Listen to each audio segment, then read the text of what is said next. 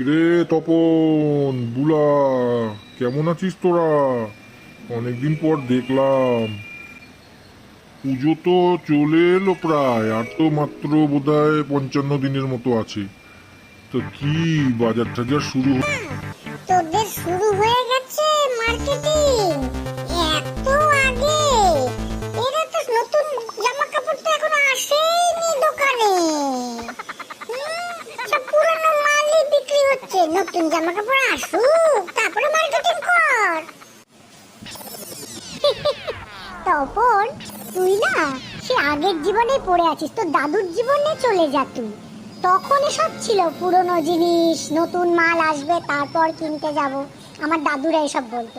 আরে বাবা, এখন অনলাইনের যুগ, যেটা চাবি টিপবি, গুপি গাইন বাঘা বাইরের মতো সব তোর হাতের কাছে রেডি, বুঝিস না?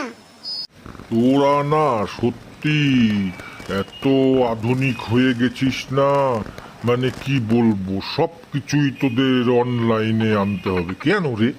বাবা মার হাত ধরে একটু টুকটুক করে টোটো করে বাজারে যাবি, দুটো দোকান দেখবি। তাছাড়া আজকাল দোকান টোকানে কোল্ড ড্রিঙ্কস দেয়, চা দেয়, ওগুলো খাবি। আর যদি নাই বা দিল, মার্কেটিং টার্কেটিং করে বাবার সাথে বসে একটু মিষ্টির দোকানে বসবি, খাবি, তারপরে আসবি। এর তো মজাই আলাদা। কত লোক বের হয় মার্কেটিং এ, আর ঘরে বসে বসে অর্ডার দিলাম চলে আসলো, ওটাকে মার্কেটিং বলে নাকি? তোরা যে কিভাবে তোরা নিজেদেরকে আধুনিক ভাবিস ভগবানই জানে। হ্যাঁ রে বুলা, বুঝতে পারলি তো? আঙ্কেল দাদু খালি বাইরে যাওয়ার জন্য ছুক ছুক করে, আর কি রাস্তা দিয়ে যাবে আর ঘাটটা এদিক ওদিক করবে। বুঝিস না?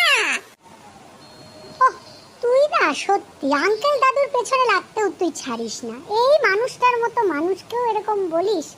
আসলে তা না গো আঙ্কেল দাদু, ওই যে সোশ্যাল নেটওয়ার্কে আজকাল কি সব নানান সাইট আছে না, ওখানে কত ধরনের জামা কাপড়ের ভান্ডার দেখা যায়। দোকানে গেলে তো অনেক স্টক থাকে না ওদের।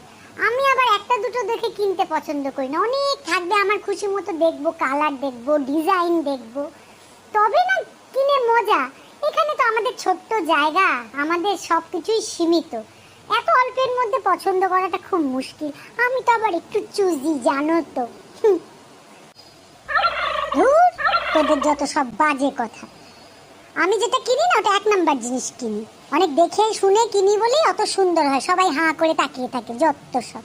যাক গে, যেটা বলার জন্য আমি কথাটা বলছিলাম, যে এবার কেনাকাটি করতে গেলে ঘোরা হবে না, ঘুরতে গেলে কেনাকাটি হবে না। অতএব আমার কাছে